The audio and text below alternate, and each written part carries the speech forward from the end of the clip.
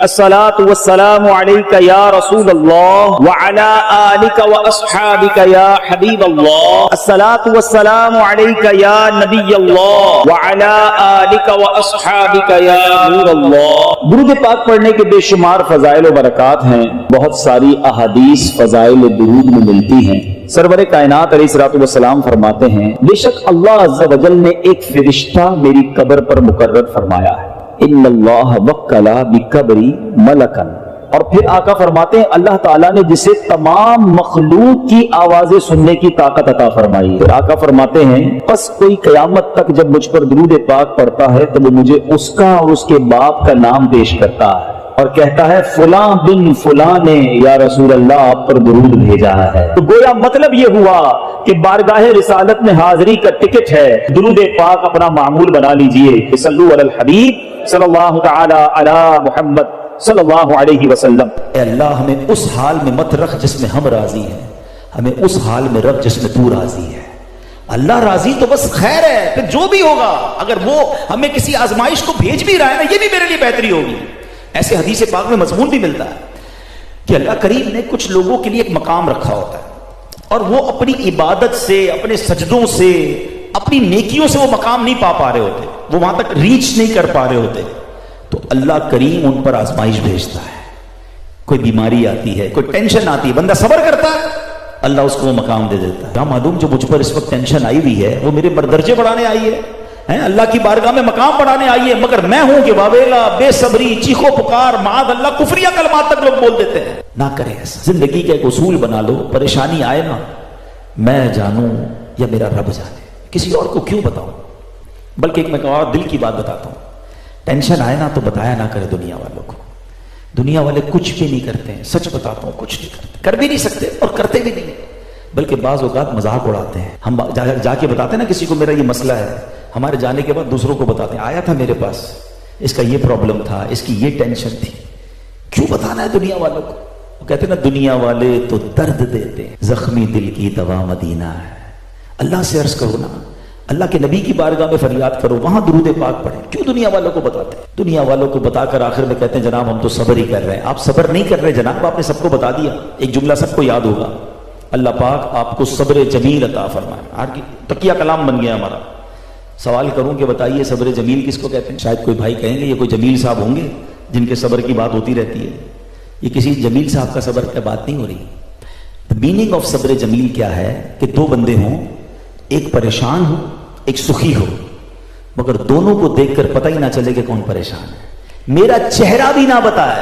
باتیں تو دور کی بات ہے، ہمارا تو چہرہ ہی ایسا بول رہا ہوتا ہے، لوگ کہتے خیر تو بھائی کیا ہو گیا، بس یار مارکیٹ ڈاؤن ہے، طبیعت خراب ہے، فلاں نقصان ہو گیا، چہرے سے ہی شکوے ہو رہے ہیں۔ ہے بڑی باریک بات، چہرے پر مسکراہٹ رکھو تاکہ سامنے والوں کو لگے کہ کوئی ٹینشن نہیں، دل میں جو دکھ ہے وہ رب کو معلوم ہے، اللہ جانتا ہے نا۔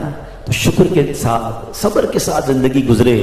رب جب حل ہی رب نے کرنا ہے تو میں نے کسی کو کیوں بتانا ہے؟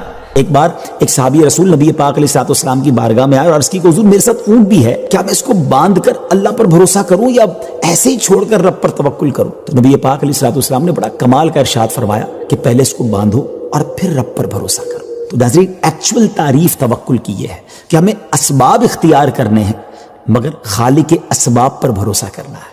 تو امید ہے کہ بہت ساری باتیں سمجھ آ گئی ہوگی۔ وہ رب سب کو رزق دیتا ہے، وہ ہمیں بھی دے گا۔ اللہ کی قدرت پر یقین رکھیں، اس پر بھروسہ رکھیں اور اس کی بارگاہ میں دعا کرتے رہیں۔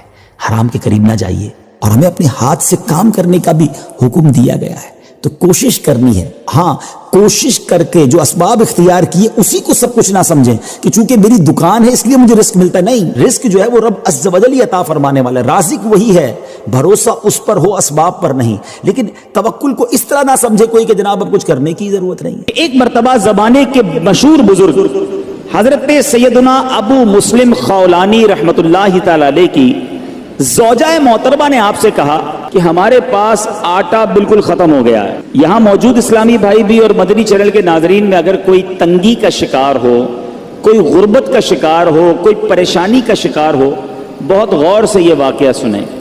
آپ کی زوجہ نے کہا کہ آٹا ختم ہو گیا ہے، اب روٹی کیسے بنے گی، کھانا کیسے بنے گا؟ آپ نے اپنی زوجہ محترمہ سے فرمایا کہ تمہارے پاس کچھ رقم ہے جس سے آٹا خریدا جا سکے؟ تو اس نے عرض کی کہ جی میرے پاس 1 درہم ہے۔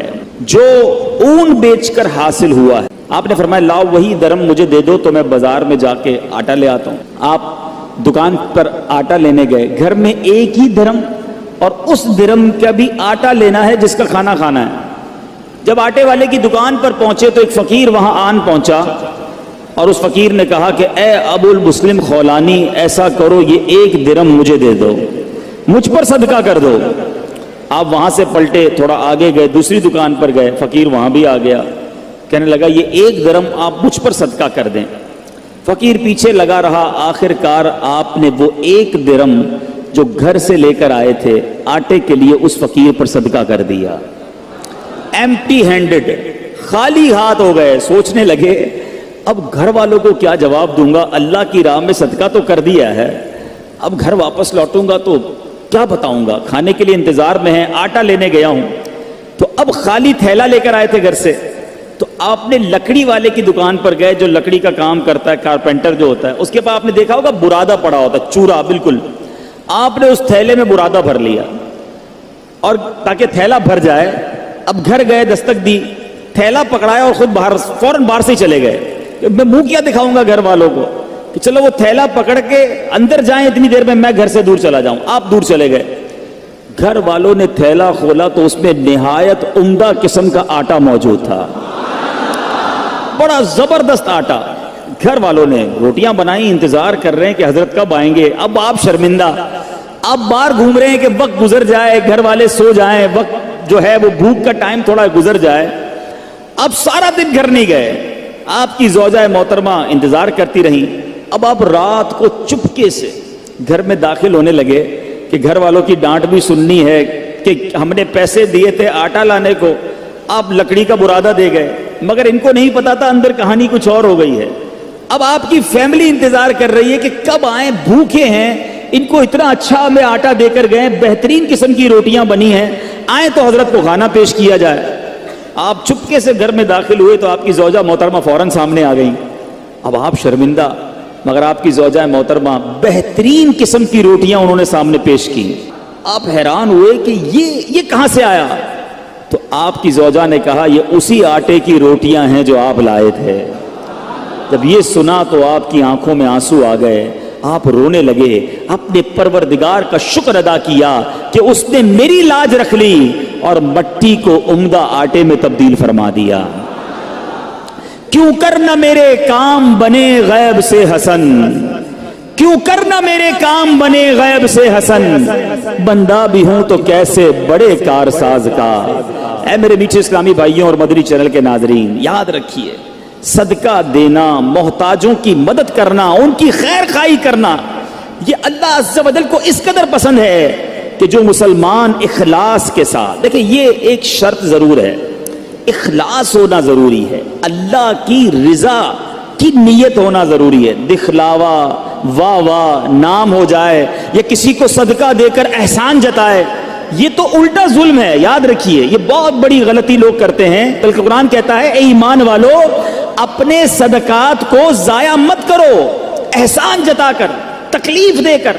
اب یہاں کسی کو پیسے دیے, الٹا پھر اس کو یاد دلاتے, یاد ہے نا تمہیں نوکری لگائی تھی, یاد ہے نا تمہیں جناب میں نے قرضہ دیا تھا, وہ دن بھولے تو نہیں جب بچے کی شادی کروائی تھی. کتنا ذلیل ہوتا ہوگا شخص, کتنا دل دکھتا ہوگا اس کا.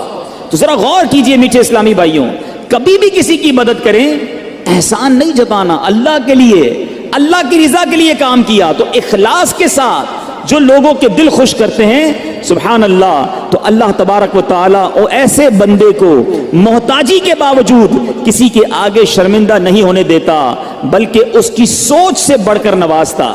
بعض اوقات کچھ لوگ صدقہ دیتے وقت, خیرات دیتے وقت, اللہ کی راہ میں خرچ کرتے وقت یہ سوچتے ہیں کہ دوسروں کو دے دیں گے تو ہمارا کیا ہوگا, ہمارے کام کیسے بنیں گے, سب کو بانٹ دیں گے تو ہمارے رزق کا کیا ہوگا. غور سے سنیے, حضرت سیدتنا اسماء رضی اللہ تعالی عنہا فرماتی ہیں نبی پاک علیہ الصلوۃ والسلام نے مجھ سے ارشاد فرمایا صدقہ و خیرات مت روکو. سنیے